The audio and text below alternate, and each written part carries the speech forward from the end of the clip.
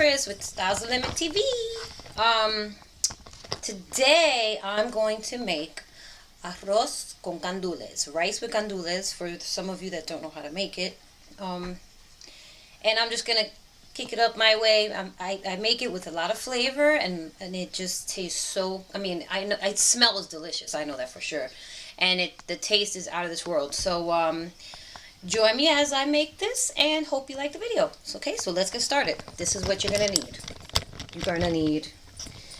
I don't know, for those of you that aren't familiar with why I have a Folgers container here. It's because that's where I have my sofrito in. I make so much of it that I need a plastic container that is big enough, which I'm going to replace really soon because that's a little much. But anyway, you'll need, I have scallions here. I have them chopped up. I don't need that many, but this is cilantro chopped, freshly chopped cilantro. You got the rice, about maybe a cup or so, 2 cups.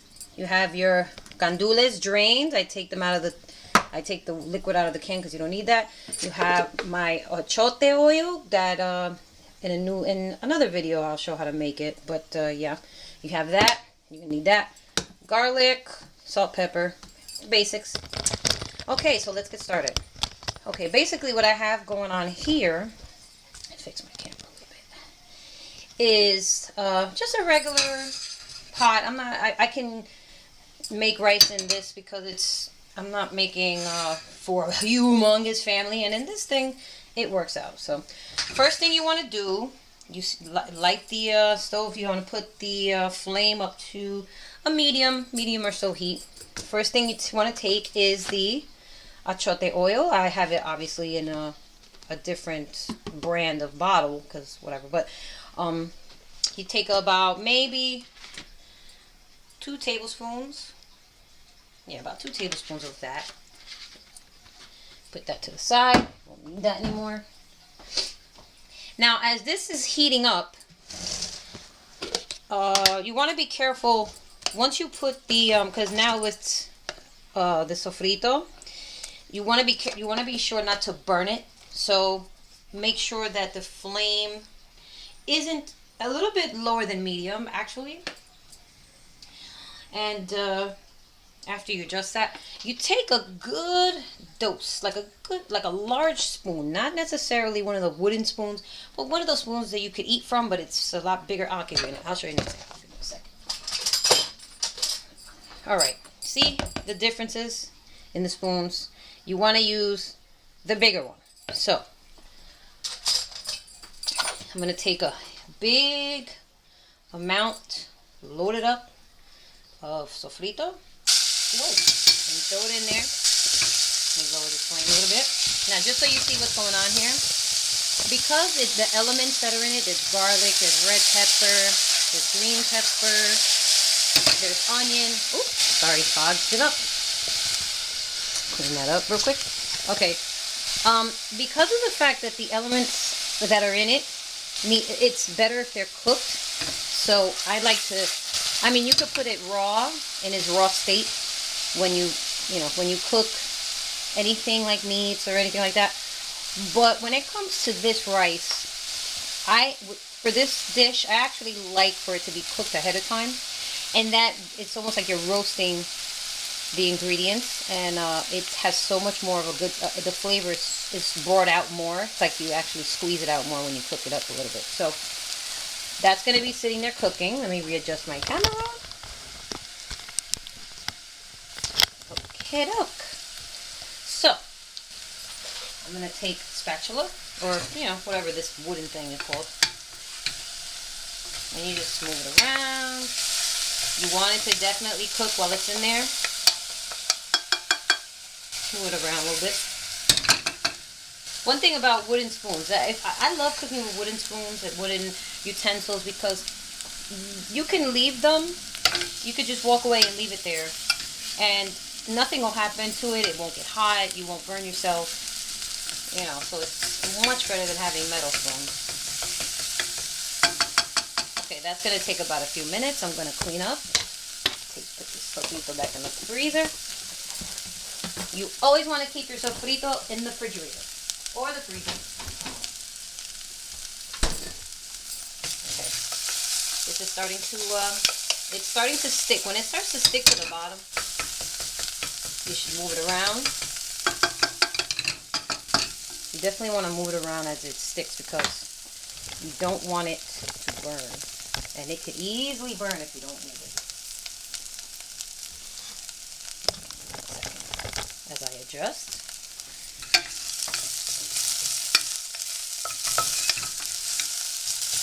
And it doesn't have to sit for a long time. It's just to get, you know, just to get it a little going. Let me lower this flame a little bit. As you can see it doesn't really change so much in color, but just a little bit. It browns up a little bit, but the smell is it's really good. Okay, so now with this being cooked down a little bit, now you're gonna add your rice. Oh, and I forgot, there's one more ingredient that I forgot to mention that I'm gonna add here. Let me just get it out for you. It is, I mean, I couldn't find, I was rushing in the market and I wasn't able to find the Sazon brand, but you need this. You need this for sure because this is what gives the rice that red color. And I'll show you how that goes. Anyway, now it's time to add the rice. I'm adding about let me see, about 2 cups. 2 cups because it's gonna double. Then you're gonna add water.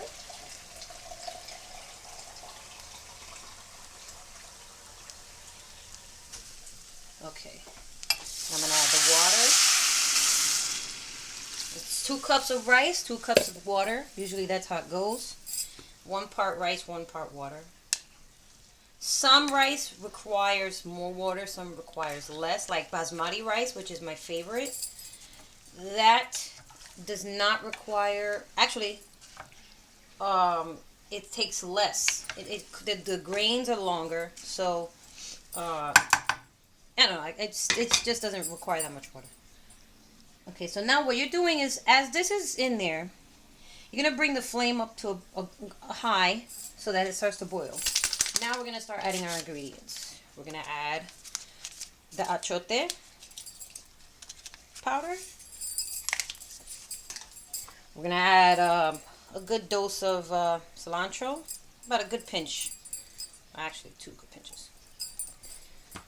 We're going to add some pepper, ground pepper, about a teaspoon. We're going to add our salt.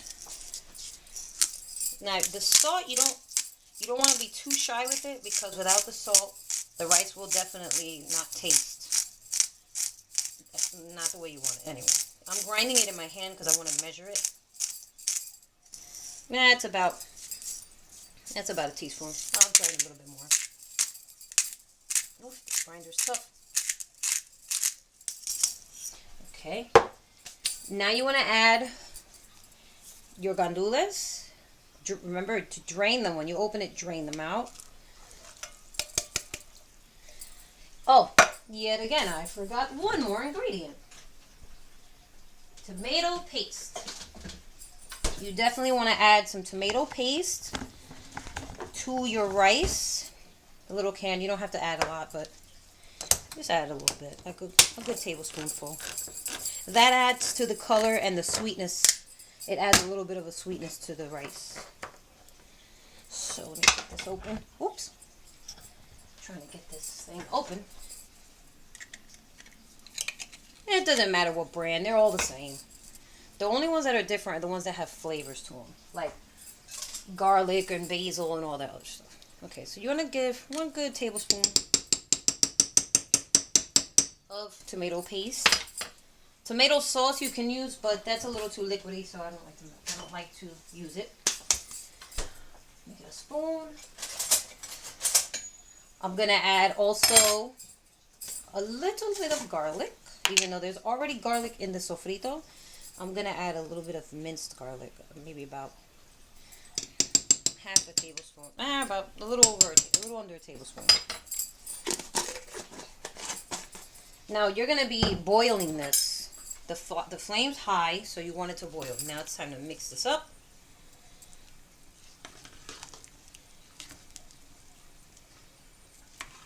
Let me smash that. You want to definitely press the paste because it takes a while to dissolve. So you want it to be broken up a little bit before it comes to a full boil. Because otherwise you'll get that. Now I actually can add. You can actually add roasted red peppers, but since I don't have any, I can't, obviously. But yeah, you could take roasted red peppers, and you can even add corn to it. Corn is a good extension, but this is the basic recipe, so I'm not. And the basic recipe does require, at least from what I know, does require.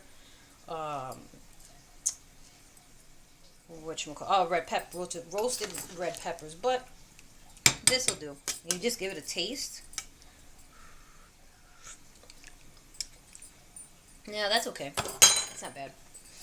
I'm not a fan of gandules. I don't really eat them like that. If I'm starving in the woods somewhere, that may be a whole nother story, but by choice, I don't know, but I certainly know how to cook them, I'll tell you that much. And my family loves it. You just gotta make sure you throw in you have to enjoy cooking to make it taste delicious. Because if you enjoy it, you get creative, and then you wanna, and the look on your family's face when they're eating it makes you just satisfied. So, this is gonna come to a boil. Let me see. What else do we need here? But you definitely want to have enough cilantro in there. Now, we're going to wait for this. This is going to boil. Okay, so as this is boiling, when it gets to the boil, I'll come back and show you how it looks. But you want to check on it about after maybe about 10 minutes or so, like 8 to 10 minutes, you want to check it. You have to take the lid off, but I'm gonna tell you that in a minute. We're gonna cover it, and after it boils, we're gonna cover it, and then we're gonna walk away. And after about maybe 8 minutes or so, you come back, you check it, make sure it's cooking, and then you leave it alone. You don't want to take the lid off a little too often, because what happens is that doesn't allow it to absorb the moisture from the steam that's inside. So this is starting to boil, as you can see. I'm going to give it a little mix because it boils pretty quickly.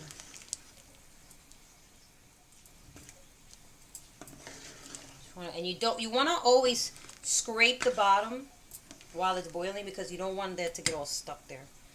Now, let me just get the lid. Wherever that may be.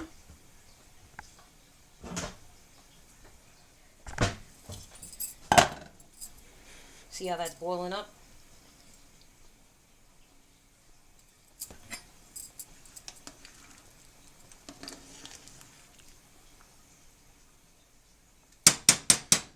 Alright, so when this is done boiling, or when it's actually at the point where we should cover it, I'll come back and I'll show you how it looks. Okay? See you in a minute.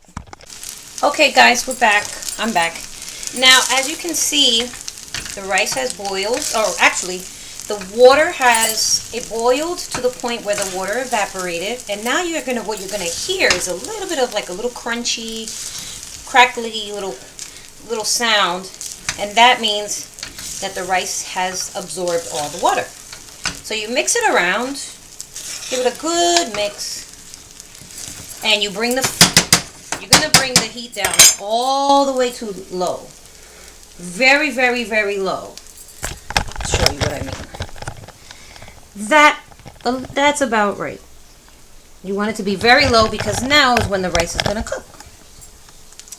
You take that, you give it a cover, put it on, and then like I said, around another 8 minutes or so, check on it, flip it around, mix it up a little bit, get it fluffy, put the lid back on, And after about maybe 15 minutes or so, you will probably get an end result, which is what I'm going to show you afterwards.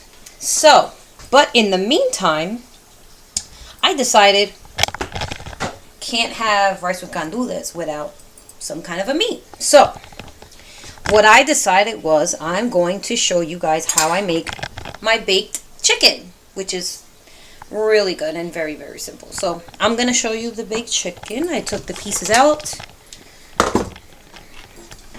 Okay, let me get my camera ready and set. Okay. Whoa, sorry guys. This always seems to happen.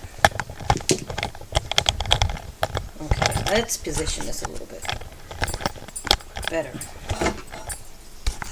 Okay, so the chicken pieces that I picked, throw this away.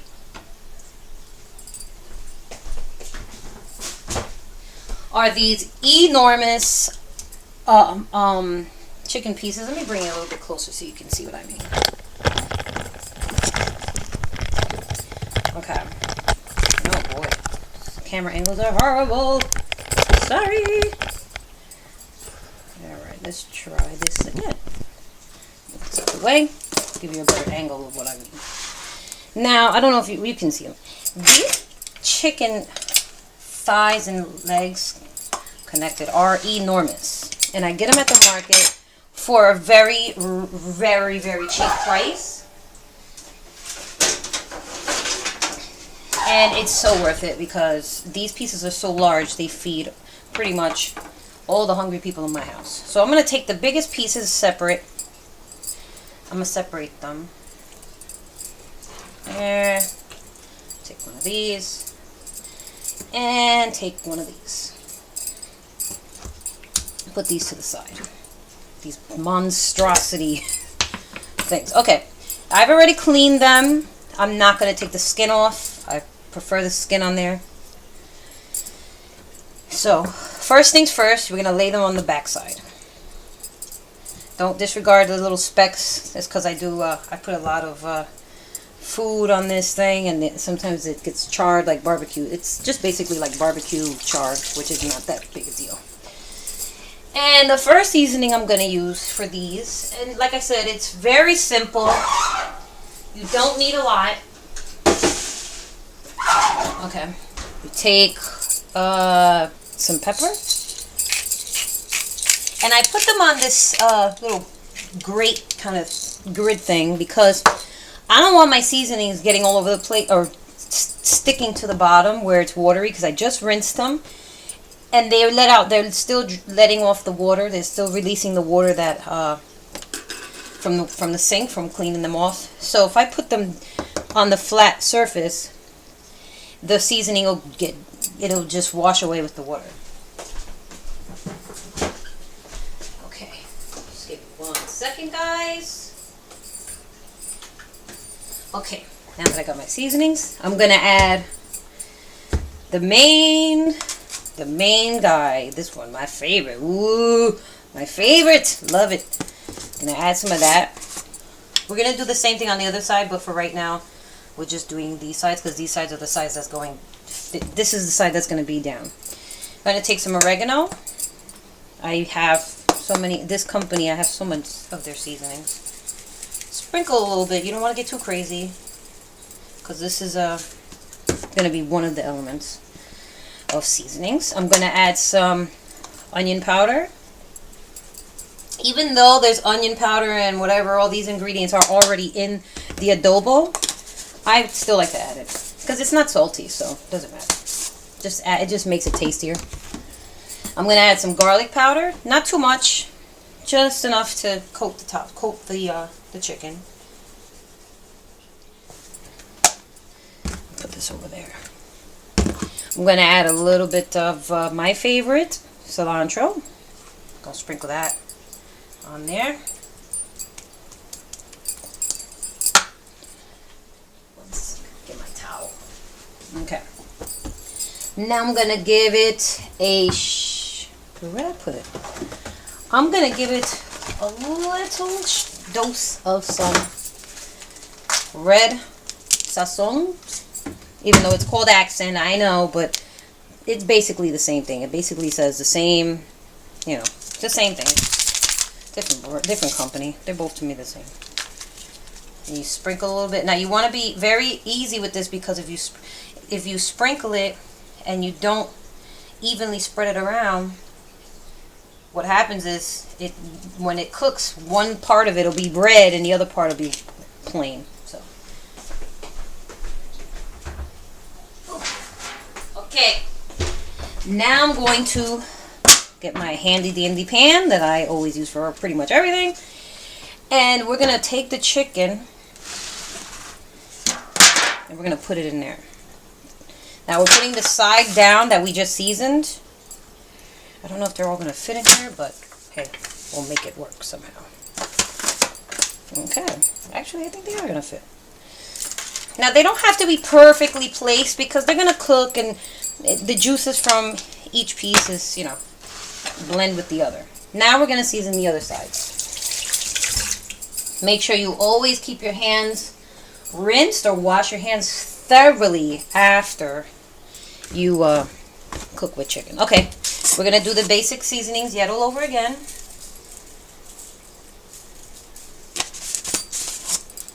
We'll do garlic powder. Sprinkle that on there. Onion powder. Okay, can't open it. Okay. Onion powder. Whoop. Some oregano. Okay. And the cilantro, which I would much have rather it be dry, because it spreads a little easier, but the flavor of freshly chopped cilantro is much more tasty than the dry, which I'm pretty sure I've said before. Okay. Let me rinse my hands. Now we're going to add the sazon on the top.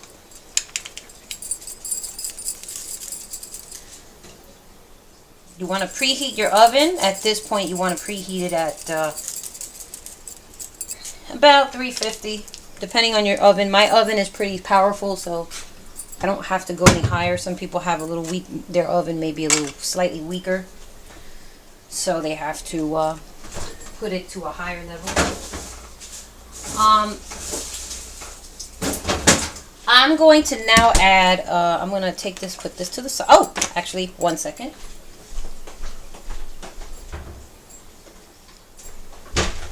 Another handy dandy ingredient that I find to be wonderful is this. It seems, I don't know, it's like a marinade that has, I guess, obviously the things that are on the picture, but it gives the food such a delicious taste that I have to have that in my cabinet.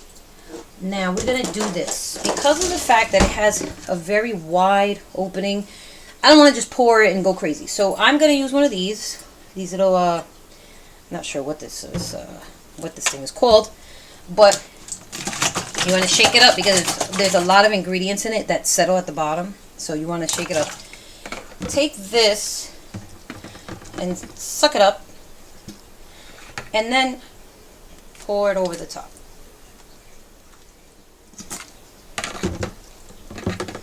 A dropper, I think it's called. I don't know what it's called.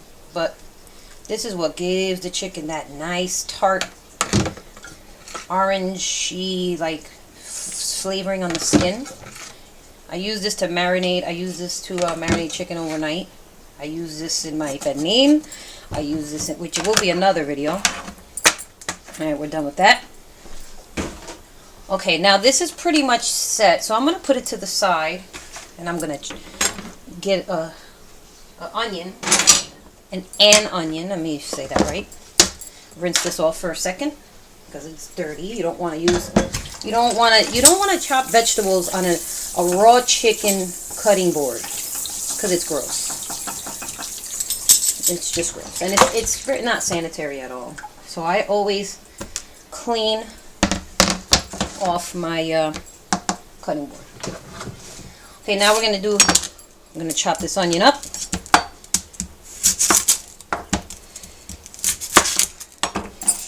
Put the garbage to the side.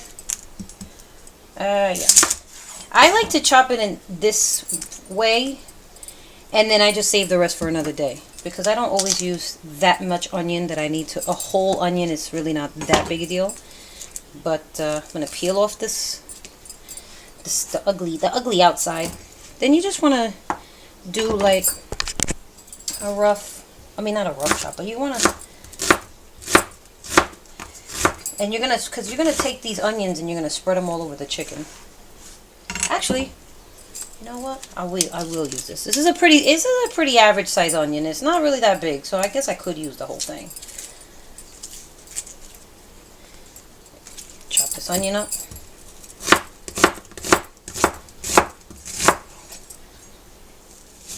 Oops. Alright, put that to the side. Okay, now, with our onion chopped, get that out of here. Now we're going to take our onions, and we're going to put them on top of the chicken. You want to crumble it up so that they get loose in there.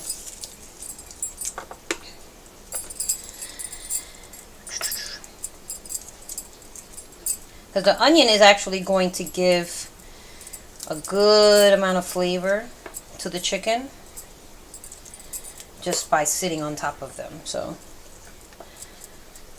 and as they cook, the chicken, for some reason, I don't know where the water comes from, but the liquid, the juice that's underneath the chicken, you can actually put, which I should do actually. Maybe we'll add some potato. How about that? Let's give the potato a chop.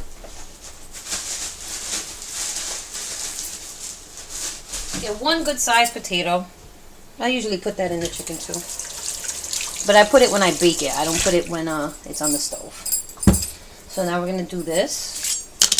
Give it one. I like to cut these like that in 3 slices. Because you want perfect squares. You don't want all the pieces to have peel on them.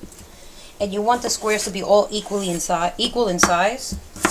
And they will take less time to cook when you cut them, when you dice them in these sizes. Just be careful with your knife. You don't want to cut yourself.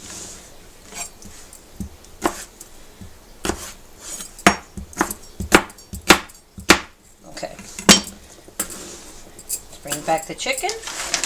And we're going to throw these bad boys right on top. You want to get them, you don't want to put them all on top. You want to get some like on the bottom. Because what happens is the liquid that comes from the cooked chicken will actually saturate the potato pieces. And they'll take in all that flavor, and they'll be so good. They'll have the exact same flavor, and they'll be nice and soft. Alright, so I would say we'll cover this. Sometimes I like to cover it. Sometimes I don't. It all depends. But today I'm going to cover it. We're going to cover this for about, cover it.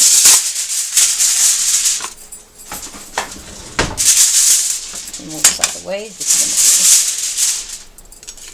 handy dandy knife. I love that. Wolfgang Puck knife. Okay, so we're going to cover this and cook it for about, I would say in total, probably like 40 minutes. Like 45 minutes. Maybe a half an hour depending on, like I said, how strong your oven is. But we'll cook this covered, and then check on it in about maybe 15 minutes.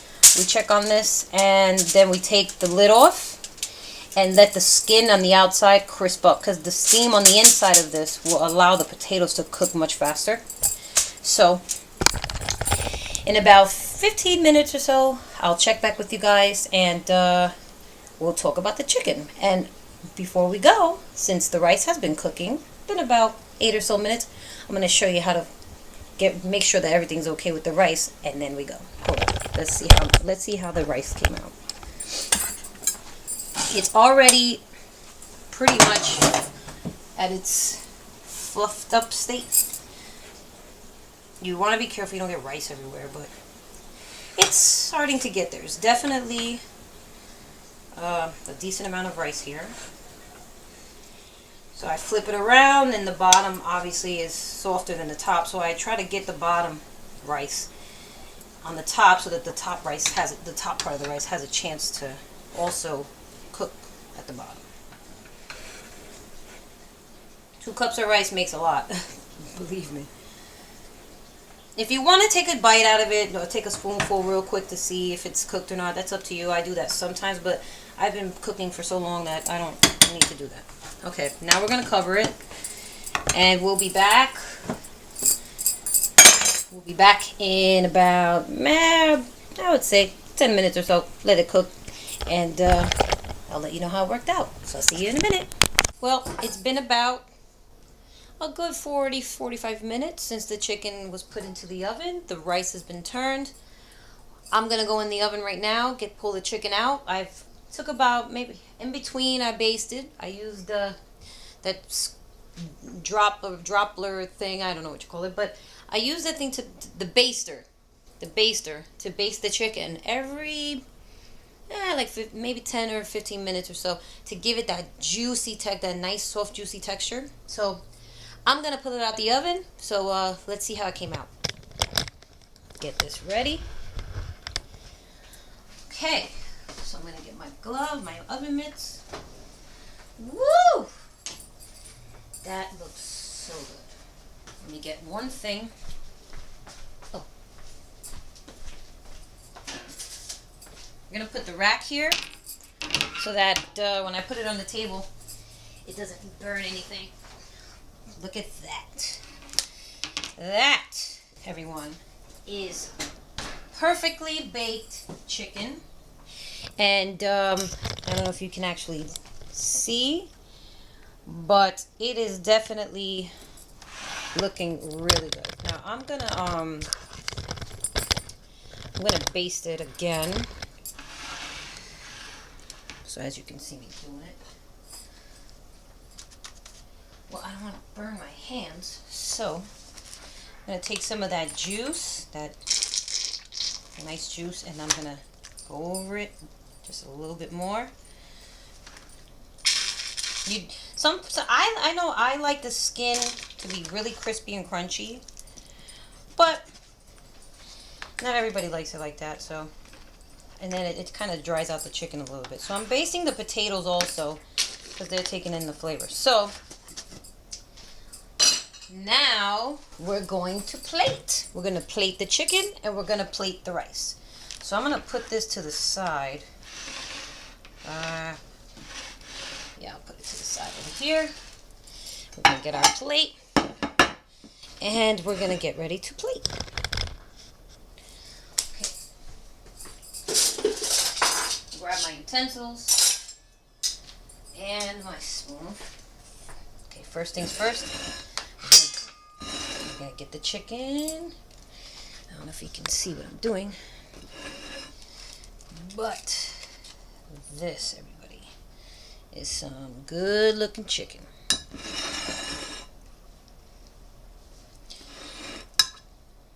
And then we're gonna get the rice. The rice has also been cooking, and it's actually done. So I'm gonna put that on a plate. Break it up a little bit. So